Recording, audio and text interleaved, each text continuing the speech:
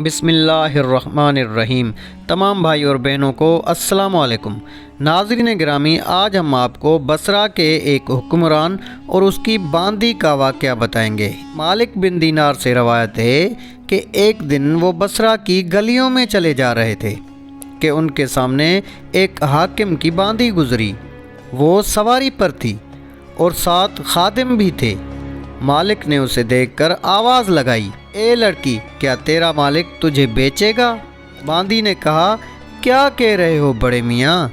हज़रत मालिक रहमतुल्लाह अलैह ने फिर कहा कि क्या तेरा मालिक तुझे बेचेगा? उसने कहा, अगर बेचे भी तो क्या तुझ जैसा आदमी ख़रीद कर सकेगा? मालिक रहमतुल्लाह अलैह ने कहा कि हाँ, तुझसे अच्छी भी ख़रीद कर सकता हूँ। वो ये सुनकर हंसी और हुक्म दिया कि इसको उठाकर घर ले चलो। फिर उसने अपने मालिक को आकर बताया तो वो भी हंसा और हुक्म दिया कि इस बूढ़े को लेकर आओ। जब उसने मालिक बिन दीनार रहमतुल्लाह अलैह को देखा तो उसके दिल पर रोब तारी हो गया। उसने पूछा, क्या चाहते हो? मालिक बिन दीनार रहमतुल्लाह अलैह ने कहा कि अपनी बांदी मुझे बेच दो। उसने पूछा, क्या तुम इसकी कीमत अदा करने की ताकत रखते हो? मालिक रहमतुल्लाह अलैह ने कहा, मेरे नज़दीक इस बांदी की कीमत 2 खजूर की गुठलियाँ हैं। ये सुनकर लोग हंसने लगे और कहा कि इसकी तुम्हारे नज़दीक किस तरह से ये कीमत है? मालिक बिन दीनार रहमतुल्लाह अलैह बोले कि इसके ऐबों की कसरत की वजह से। पूछा गया कि इसके क्या ऐब हैं? फरमाया कि अगर ये बांदी खुशबू न लगाए तो बगल से बू आए, और अगर मिसवाक न करे तो मुंह से बदबू आए, अगर तेल लगाकर कंघी न करे तो जुएं पड़ जाएं, और थोड़ी उम्र के बाद ये बूढ़ी हो जाएगी।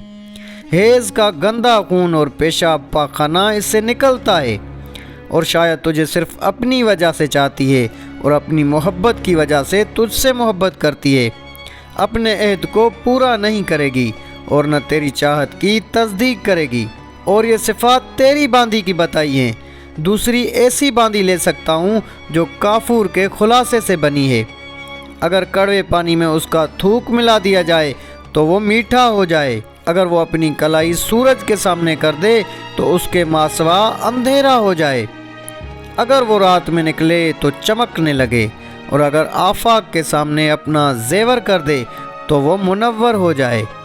उसकी परवरिश मुश्क व ज़ाफ़रान के बागों में हुई है। वो नेमतों के घर में रहती है और तस्नीम का पानी पीती है। तो उसके अहद से पीछे नहीं रह सकता और न कोई उसकी मोहब्बत बदल सकता है। अब बताओ कि कीमत के ज़्यादा होने के कौन लायक है? उसने कहा कि वो जिसके औसाफ तूने बयान किए। तो हज़रत मालिक रहमतुल्लाह अलैह ने कहा, वो तुम आसानी से हासिल कर सकते हो। उसने पूछा कि उसकी क्या कीमत है? हज़रत मालिक रहमतुल्लाह अलैह ने कहा कि इंतहाई आसान और मुनासिब है। वो ये कि तू अपनी रात का कुछ हिस्सा फारिग करके 2 रकात नमाज खुलूस से अपने रब के लिए अदा करेगा, और रास्ते से पत्थर और तकलीफ दे चीज़ों को हटा दिया करेगा, और ज़िंदगी में थोड़ी पर गुजर बसर कर, और गफलत के घर से अपनी हिम्मत को बुलंद कर। तू बेहतरीन ज़िंदगी में आ जाएगा और कल मामून होकर इज़्ज़त की जगह में आएगा और जन्नत में हमेशा के लिए दाखिल हो जाएगा। ये सब सुनने के बाद उस शख्स ने अपनी बांदी को मुखातिब करते हुए कहा, ए लड़की, तूने हमारे इस शेख की बात सुनी? उसने कहा, हाँ सुनी। उसने पूछा, उसने सच कहा या झूठ?